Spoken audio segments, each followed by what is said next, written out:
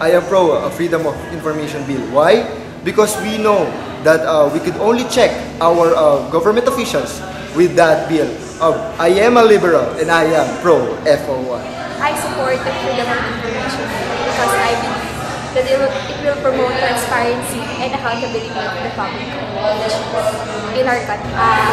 Dapat tayo supportahan natin yung pagpapasa ng bill na to para maging aware tayo kung ano man yung nangyayari sa bansa natin. So, sana magpasa yung FOI.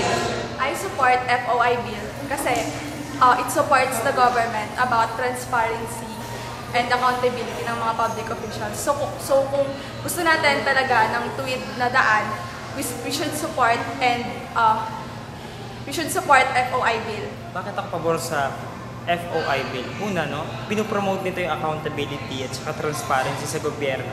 Kasi tingnan mo, ang laki ng distrust na nawala sa gobyerno ng panahon ng previous administration. Kaya siguro ito, it aims to trust back sa gobyerno from people, no? Kukunin niya yung tiwala uli kasi nakikita dito yung transparency niya, yung pagiging tapat mo, talagang zero, kumbaga sa liquidation, zero liquidation ang nangyayari, ano? Ganun din, hindi nito talagang sabi nga niya ni Congressman Tanyada, hindi nito inaalaw na itago mo yung impormasyon, gumagawa ka ng krimen sa dilim. Yung FOI bill nagsisilbing flashlight para makita mo yung ano yung nangyayari sa dilim. Na sinasabi natin yung sa dilim, yun yung gobyerno, ano? Pero in all, siguro makakatulong ito para sa relasyon ng gobyerno at ng tao. Ang relasyon ng gobyerno sa tao sa paraang madali kami maka-access sa information, madali namin makuha yung dapat namin kunin. Saka imposible sa claim ng ibang tao na sabi nila baka daw maging misuse ang paggamit ng information.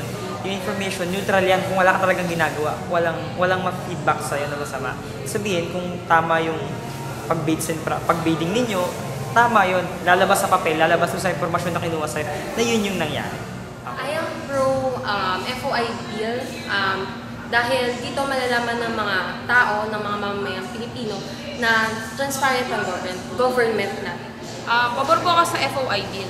Kasi unang-unang po sa lahat, napakatagal na po ng provision sa ating konstitusyon sa ilalim po ng Article 11, Section 17, which is ang freedom po ng information ng mga tao regarding sa mga files ng government. Kami po personally, bilang estudyante ng public ad, nahihirapan po kami na makuha na information sa government dahil hindi po nila ito nire-release. So, para po sa akin, pabor po ako dito dahil kailangan po ng mga taong malaman kung ano ang dapat nilang malaman tungkol sa impormasyon ng ating gobyerno, lalo-lalo na po ang budget.